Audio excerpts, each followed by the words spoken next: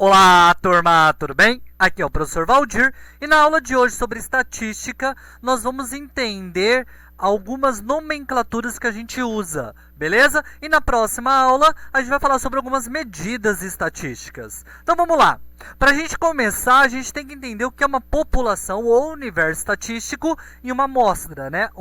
Então vamos lá. Uma população ou universo estatístico é formado por todos os elementos de um conjunto que tem pelo menos uma característica em comum. Beleza? Então, quando a gente pegar o todo, é a população ou universo estatístico. A amostra é um subconjunto formado por elementos extraídos de uma dada população. Beleza? Então, um pedaço dessa população, quando a gente vai trabalhar só com um pedaço dela, a gente chama de amostra. Beleza, pessoal? Vamos fazer um exemplo para ficar claro? Então, o nosso exemplo diz o seguinte, em uma pesquisa sobre a quantidade de horas que os brasileiros passam assistindo a TV, então, quem foi entrevistado? Os brasileiros, né? Foram entrevistados 54 mil pessoas. Vamos identificar a população e a amostra nessa situação. Quem que foi entrevistado? Os brasileiros. Quantos brasileiros a gente tem? Nós temos cerca de 190 milhões de pessoas, segundo o censo de 2010. Agora, em 2021, nós temos cerca de 210 milhões, só que o censo ainda não saiu, então a gente preferiu utilizar o censo de 2010. Beleza? Então, nós temos 190 milhões. Então, esse é o todo, é a minha população, ou universo estatístico que eu estou trabalhando. Beleza? E a amostra é uma parte que a gente trabalhou, foram entrevistados 54 mil, então é uma parte dessa população somente, então isso é uma amostra. Geralmente, pessoal, pesquisas eleitorais trabalham com amostra, eles pegam uma parte da população para diagnosticar em quem eles vão votar, ou sobre satisfação sobre algum objeto, tudo isso é usado uma amostra. Não é perguntado a todos daquela região, ou daquela cidade, ou daquele país. Beleza? É perguntado por uma quantidade de pessoas, para gerar, então, os nossos índices de popularidade ou de gosto de alguma pessoa. Beleza?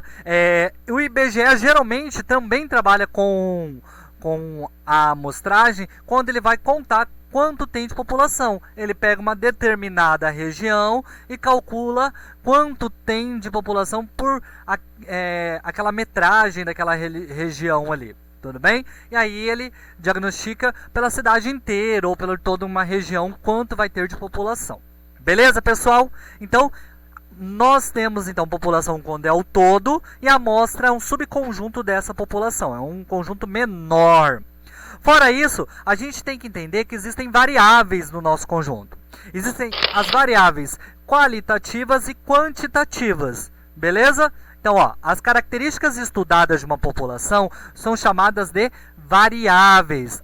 Então, novamente, ela pode ser qualitativa ou quantitativa. Vou explicar primeiro a quantitativa para vocês, que se divide em discreta e contínua.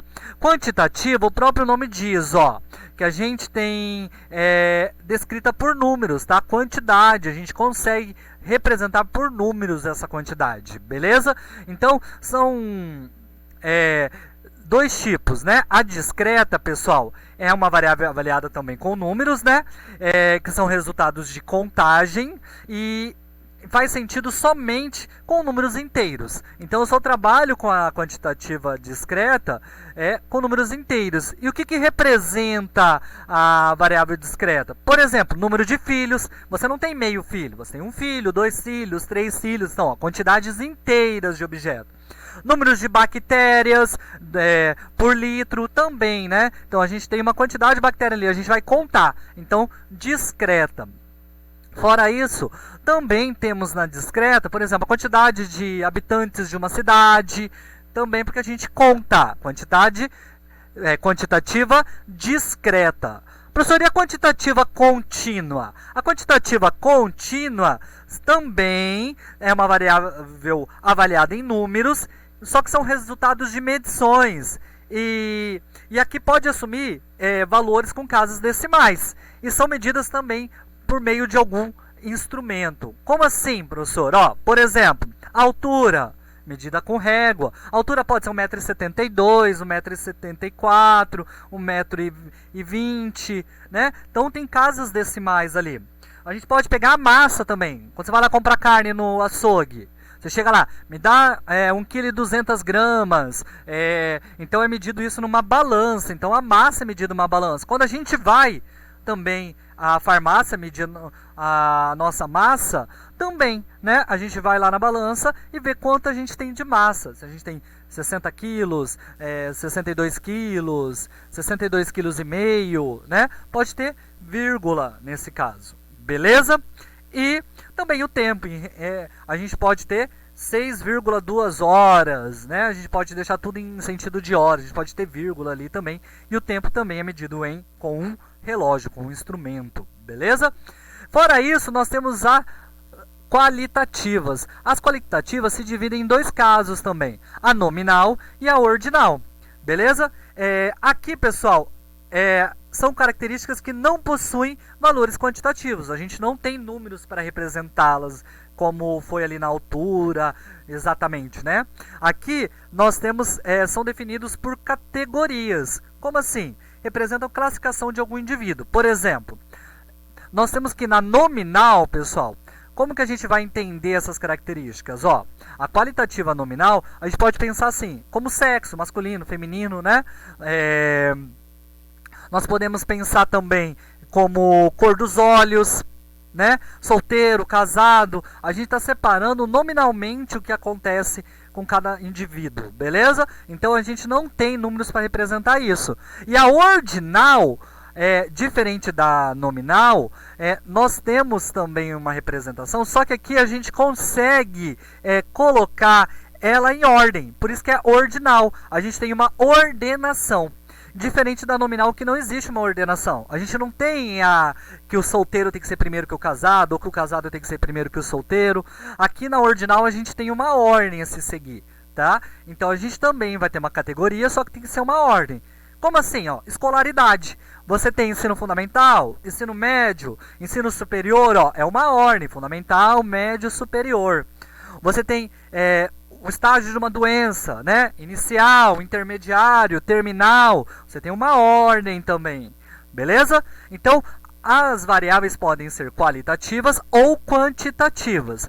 Porém, a gente tem que tomar muito cuidado com o enunciado do meu exercício. Por quê? Porque dependendo do objeto que a gente estiver trabalhando, ele pode ser qualitativo ou quantitativo. Um exemplo. O peso dos lutadores de boxe. Se a gente pegar o peso mesmo, a massa desses lutadores de boxe, na verdade, né? Então nós temos lá 50 quilos, 63,4 quilos, 65, 80 quilos, 105 quilos. Então, se a gente dividir assim, essa variável vai ser quantitativa, né? Só que, se a gente falar sobre a categoria que ele luta, por exemplo, peso leve, peso pena, peso pesado, nós temos que a nossa variável aqui vai ser qualitativa. Você viu? Ó? Falei do lutador de boxe, vai depender do enunciado. Se eu falar da categoria dele, nós vamos dividir em variáveis qualitativas. Se eu falar sobre a massa deles, sobre o peso, como a gente costuma chamar, a gente vai estar falando de uma variável quantitativa. Beleza? Então, essa é a diferença entre elas. Agora, pessoal, a gente vai entender que depois que a gente definiu o que a gente vai pesquisar, nós temos uma coisa chamada frequência. E nós precisamos entender os tipos de frequências que existem. Então, eu vou colocar uma tabelinha aqui e a gente vai olhar para essa tabelinha e identificar o que é frequência. E eu vou explicar para vocês. Beleza? Então, vamos lá. Ó, informática, né? Um problema sobre informática. Numa pesquisa sobre preços em reais de um modelo de notebook, em 20 lojas do ramo, o total de lojas foram 20. Foram coletados os seguintes valores. Ó, 2.000, 2.500 e 2.600. São os únicos valores que aparecem aqui, ó. Nós temos, por exemplo, 1, 2, 3, 4, 5, 6 de preço de 2.000. Nós temos de 2.500. 1, 2, 3, 4 de 2.500. Então, já temos 4, 6 de 2.000, 4 de 2.500 e vamos ter 10 de 2.600. 1, 2, 3, 4, 5, 6, 7, 8, 9, 10. Então, quer dizer o seguinte, né? Que 6 lojas vendem esse notebook ao preço de 2.000, 4 lojas ao preço de 2.500 e 10 lojas ao preço de 2.600. Beleza? Então vamos entender o que é frequência. Para isso a gente vai colocar primeiro na tabela aqui, ó. Para facilitar o estudo da variável preço, agrupamos os valores numa tabela. Vamos lá? Olha lá, ó. O preço de 2.000 a gente tem quantidade de 6 lojas.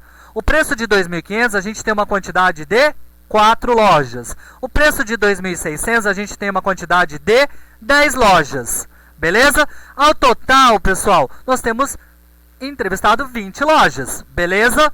Então, ó, isso aqui que representa a quantidade de lojas, é a quantidade que o número aparece disso aqui, a gente vai chamar isso de frequência. Beleza? Então, isso repete 6 vezes, então ele tem uma frequência de 6 vezes. 2.500 repete 4 vezes, então ele tem uma frequência de 4 vezes. Essa frequência é chamada de frequência absoluta. Beleza? Então, ó, os números que aparecem na coluna quantidade de lojas indicam as frequências dos valores observados da variável estudada, preço. Tá? Então vamos lá, a quantidade de vezes que cada variável é observada é chamada de frequência absoluta, ou simplesmente frequência, tá? Indicada por FI. Então, a quantidade que aparece de algum objeto nessa pesquisa, a gente chama de frequência ou frequência absoluta. Beleza? Fora isso, nós temos um nome para aquela tabela. O nome daquela tabela, que aparece a quantidade de frequência, que se repete um objeto, é tabela de frequências ou distribuição de frequências. Beleza? Fora isso, pessoal, nós temos uma frequência chamada frequência relativa. A frequência relativa, ela tem a ver com a divisão da frequência absoluta pela quantidade de entrevistados, né? Nesse caso, na quantidade de empresas que a gente passou para fazer a pesquisa, né? Então, é isso que diz aqui, ó. Os valores calculados recebem o nome de frequência relativa, né? E o que são? É a comparação entre a frequência absoluta e o total pesquisado. E a gente faz essa divisão e encontra uma porcentagem, tá? Geralmente é como a gente demonstra a frequência relativa. Pode estar em decimal, professor? Pode. Pode ser que ele não transformou em porcentagem ali. Mas geralmente vai aparecer para vocês a frequência relativa em porcentagem. Beleza? Então, vamos dar uma olhadinha para entender? Ó, por exemplo, primeiro, nós tínhamos de 2.006, a gente vai dividir o 6 por 20, que era a quantidade de empresas, né? Que vai dar 30%, ó. Então, nós tínhamos 2.000, a gente tinha a frequência absoluta de 6, e a frequência relativa era 6 dividido por 20, que é 0,30 ou 30%. Entenderam? Ó, pode aparecer assim ou assim. O outro, que era de 2.500, era um 4, né? Então, nós vamos dividir 4 por 20, que dá 0,20 ou 20%. E para finalizar o último, o de 2.600, era um 10, que é 50%. Né? Então, ó, pessoal, se você observar, nós temos a soma de 20, então nós temos a soma de 100% das empresas entrevistadas. Tá? Tem que bater aqui para a gente ter a frequência relativa equivalente à nossa frequência absoluta. Beleza? Fora isso, pessoal, nós temos a frequência absoluta acumulada e a frequência relativa acumulada.